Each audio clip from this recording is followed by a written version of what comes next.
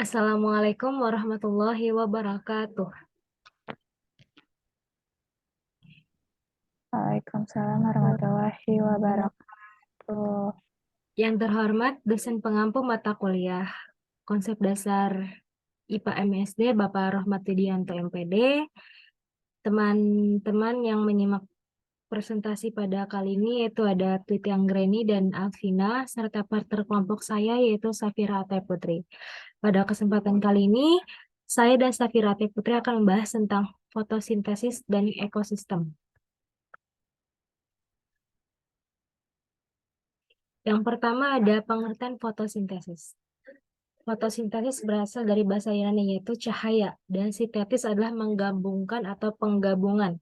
Adalah suatu proses biokimia pembentukan zat makanan karbohidrat yang dilakukan oleh tumbuhan, terutama tumbuhan yang mengandung zat hijau daun atau klorofil. Fotosintesis adalah peristiwa penyusunan sintetis atau zat organik dari zat anorganik dengan bantuan energi cahaya atau foton matahari. Yang selanjutnya ada organ yang berperan dalam fotosintesis dan respirasi.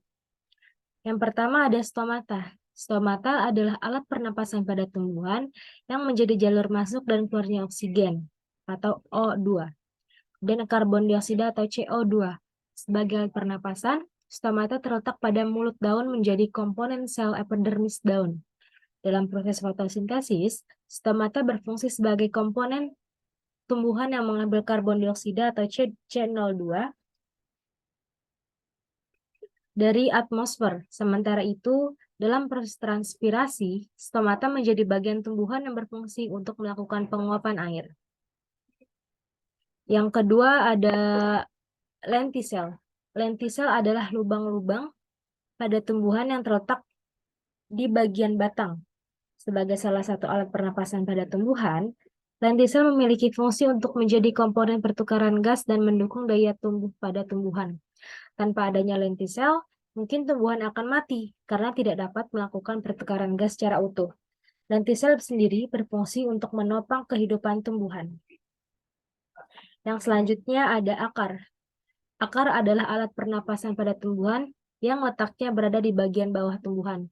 Secara fungsi, akar bertugas mencari air dan zat-zat di dalam tanah sebagai sumber utama bagi kehidupan, bagi tumbuhan. Selanjutnya ada siklus terang dan hasilnya. Siklus terang adalah proses untuk menghasilkan ATP dan reduksi NADPH2. Reaksi ini memerlukan molekul air. Proses diawali dengan penangkapan foton oleh pigmen sebagai antena. Pigmen klorofil menyerap lebih banyak cahaya terlihat pada warna biru dengan jarak 400 sampai 450 nanometer dan merah yaitu 650 sampai 700 nanometer. Dibandingkan dengan hijau, cahaya hijau ini akan dipantulkan dan ditangkap oleh mata kita sehingga menimbulkan sensasi bahwa daun berwarna hijau. Di dalam daun, cahaya akan diserap oleh molekul klorofil untuk dikumpulkan pada pusat-pusat reaksi.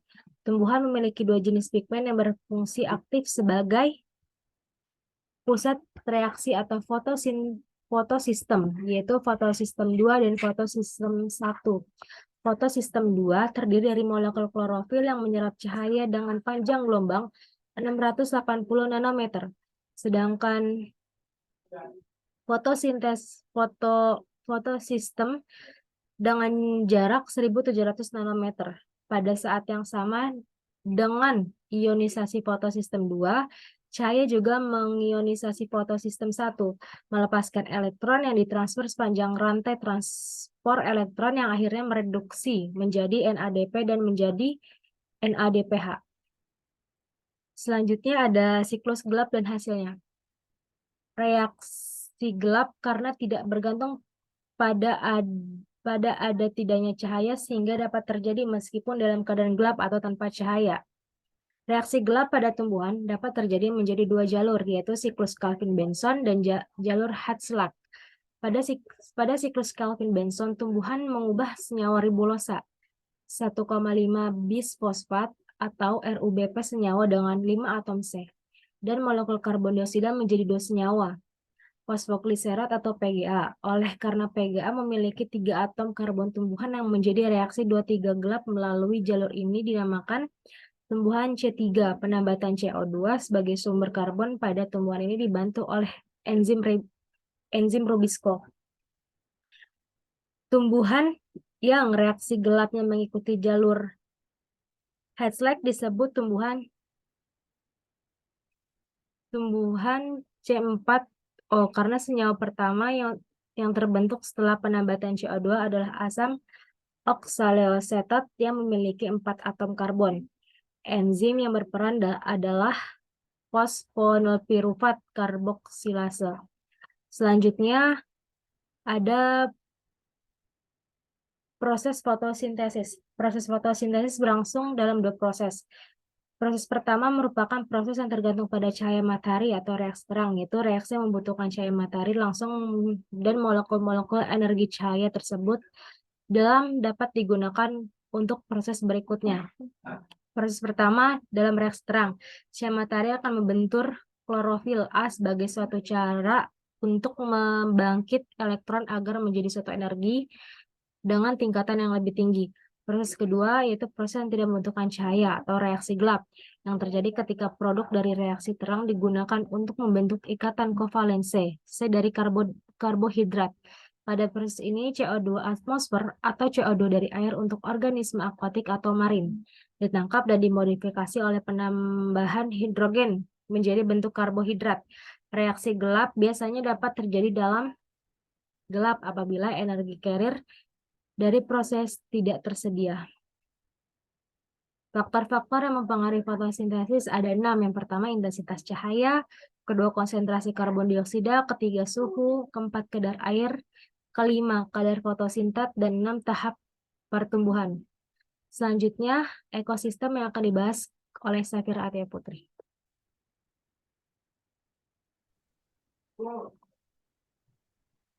Baik, selanjutnya itu ada pengertian ekosistem.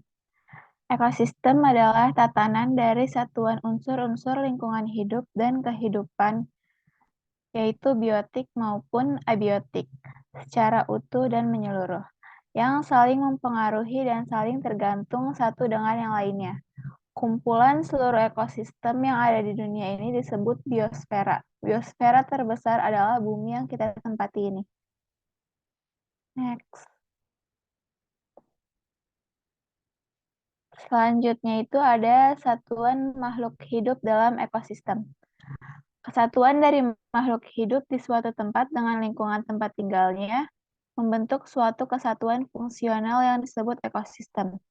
Yang pertama itu ada individu. Individu adalah satu makhluk hidup tunggal yang berdiri sendiri. Misalnya itu seekor ayam dan seekor kambing. Yang kedua ada populasi. Populasi adalah sekumpulan individu sejenis yang tinggal pada waktu dan tempat tertentu. Misalnya itu 10 pohon mangga di kebun. Yang ketiga itu ada komunitas. Komunitas adalah sekumpulan populasi yang berbeda-beda yang tinggal di suatu tempat tertentu secara alami atau buatan. Komunitas meliputi komunitas air dibagi menjadi 2 macam. Ada yang alami, yaitu misalnya ada sungai, danau, dan laut. Dan ada juga yang buatan, misalnya itu akuarium, waduk, dan kolam. Dan komunitas darat. Sama halnya dengan air, dibagi menjadi 2 bagian, yaitu alami. Yaitu ada hutan, padang pasir, dan sabana. Sedangkan yang buatan itu ada sawah, ladang, dan kebun.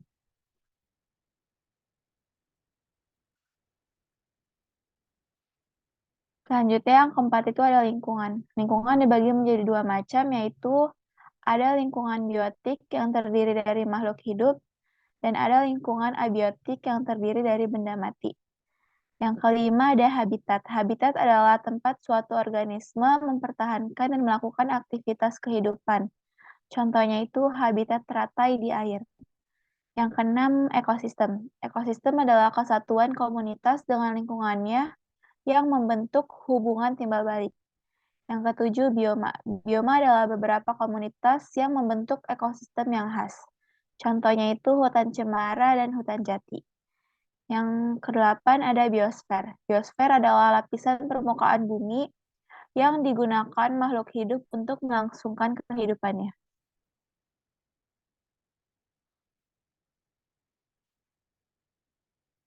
Selanjutnya ada komponen-komponen ekosistem.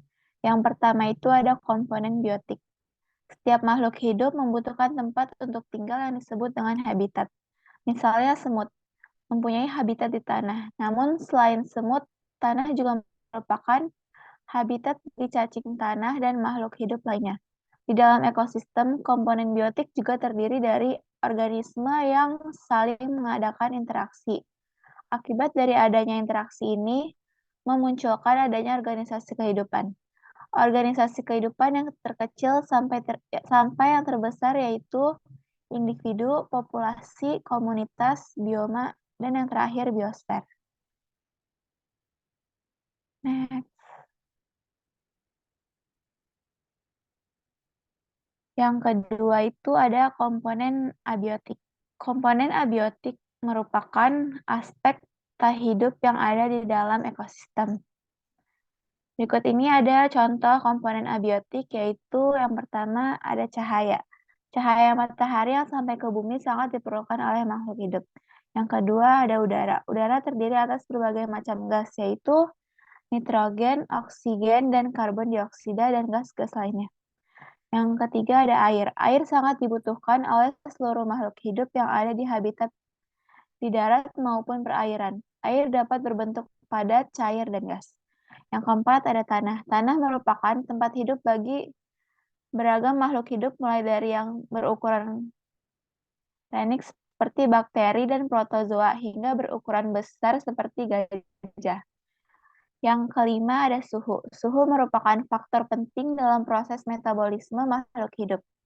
Dan yang terakhir ada topografi. Topografi adalah keadaan tinggi atau rendahnya permukaan bumi pada suatu tempat. Selanjutnya saya kembalikan kepada moderator. Baik, terima kasih kepada Saudara Safira Ataya. Mungkin itu presentasi dari kelompok kami, itu kelompok 10. Sekiranya ada penambahan atau kesalahan, mohon dimaafkan. Kurang lebihnya mohon maaf. Wassalamualaikum warahmatullahi wabarakatuh.